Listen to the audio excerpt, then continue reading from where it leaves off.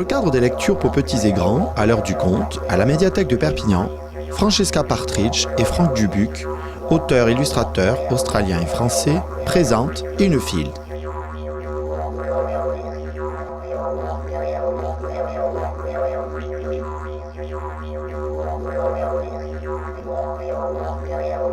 Inefield, un album jeunesse qui fait partie d'une série de 4 livres traitant de sujets philosophiques. Après la lecture, en français et en anglais, par Francesca Partridge, un atelier de dessin d'animation réalise une petite histoire avec les enfants présents à l'heure du conte. Oh la vache! On ne pense pas qu'une vache peut penser, mais en fait, les vaches, si, ça pense. Donc, on va lire, spécialement aujourd'hui, c'est la vache, parce qu'on a des vaches depuis un petit moment à la bibliothèque, pardon.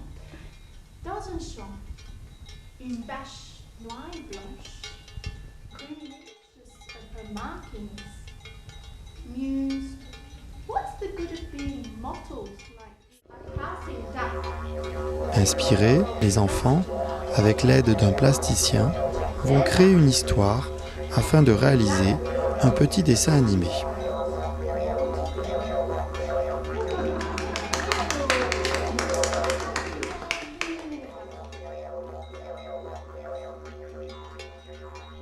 Alors, il faut qu'on raconte une petite histoire en utilisant tout ce qu'on a fait là, d'accord? Il faut qu'on trouve peut-être un personnage principal, après d'autres qui tournent autour de lui parce qu'il lui arrive des aventures. Et comme on raconte une histoire, il faut un début, le milieu et la fin, d'accord? Alors, on a des maisons, une fleur, un arbre, une espèce d'avion à plumes, d'accord? Ah ouais, mais j'ai mis les plumes pour faire... Mais c'est très bien. Faire les expressions. C'est très bien. Il y a assez de choses, hein. What's that, sorry? C'est là, Une fois, ou 2, ou 3, je ne sais plus. Bref, c'était il n'y a pas trop longtemps. Un panda. Un jour, un panda est venu planter une graine. Je vais la planter. De cette graine poussa un superbe rosier avec une belle rose. Une vache qui se promenait a respiré la rose. Oh, une fleur! Mais le pollen était magique. Il a transformé la tête de la vache.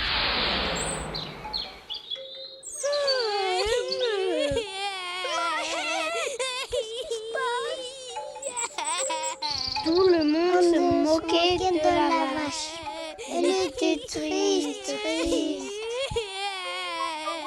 Un zèbre et un éléphant, en visite à la campagne, entendirent les pleurs de la vache. Ils lui conseillèrent de quitter vivement sa ferme et d'aller, à 10 000 heures d'ici, voir une reine, bonne conseillère en magie, qui vivait dans un château au-delà de la mer. Mais il fallait 10 000 heures pour aller au château. La vache s'empressa de faire ses valises et partit en direction de l'aéroport.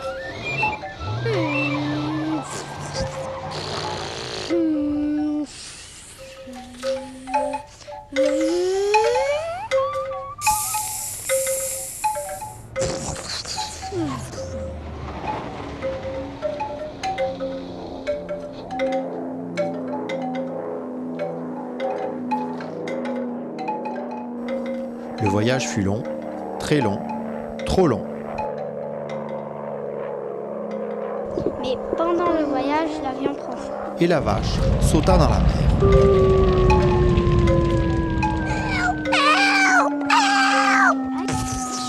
Elle fut récupérée par un bateau de pêcheurs et après plusieurs semaines, elle arriva enfin devant le mystérieux château. Il faut que tu ailles voir la reine et elle te dira ce qu'il faudra.